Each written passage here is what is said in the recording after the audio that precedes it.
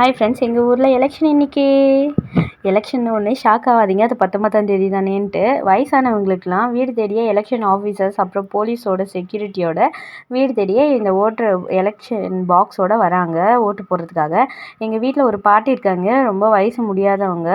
அவங்களுக்காக இவங்க வந்திருந்தாங்க. பசங்களும் ஸ்கூல் விட்டு முடிஞ்சு வந்திருந்தாங்க.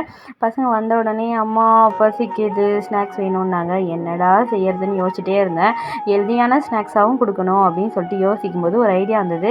சந்தையில் நான் வாங்கிட்டு வந்த மரவள்ளிக்கிழங்கு அப்படியே இருந்தது. அது நம்ம இன்றைக்கி சிப்ஸ் போட்டுருவோம்னு சொல்லிட்டு சிப்ஸ் போட்டு கொடுத்தேன். ஏன்னா அவிச்சு கொடுத்தாலும் இவங்க சாப்பிடவே இல்லை. இன்றைக்கி இதை சாப்பிட வச்சிடணும்னு சொல்லிட்டு என்ன பண்ணேன், ரெடி பண்ணலான்னு பண்ணேன்.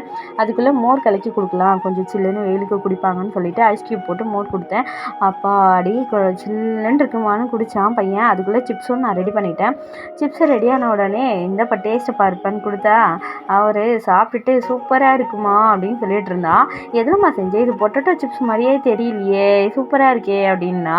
இது மரவள்ளிக்கிழங்கு சிப்ஸுப்பா, இது மரவள்ளிக்கிழங்கு ரொம்ப நல்லது, நீங்கள் சாப்பிடுங்க, ஹெல்தி அப்படின்னு சொன்னோடனே ஓகே அப்படின்னு சொல்லிட்டு சாப்பிட்டான்.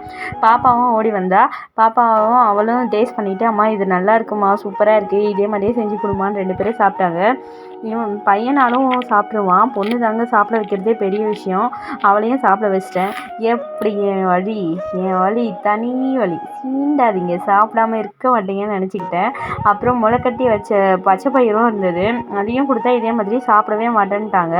அதை என்ன பண்ணேன், லைட்டாக வெயிலில் காய வச்சுட்டு ஒரு பேனில் வறுத்துட்டு உப்பு மிளகாத்தூள் போட்டு கொடுத்தேன். நல்லா மொறுன்ட்டு இருந்தது. அதையும் பச்சை பயிறு சுண்டல்னு சொல்லி கொடுத்து விட்டேன். 2 பேரும் அதுவும் டேஸ்ட்டாக இருக்குமான்னு சாப்பிட்டுட்டாங்க.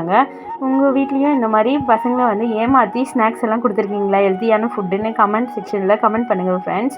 ரொம்ப கஷ்டமாக இருக்குங்க இந்த பசங்களை ஹெல்த்தியான ஃபுட்டை சாப்பிட வைக்கிறதே. அப்படியே நம்ம சேனல் பிடிச்சிருந்தா சப்ஸ்கிரைப் பண்ணிக்கோங்க, பெல் பட்டனை ப்ரெஸ் பண்ணிக்கோங்க. அப்போ தான் நான் போடுற வீடியோஸ்லாம் உங்களுக்கு சேரும். Thank you friends.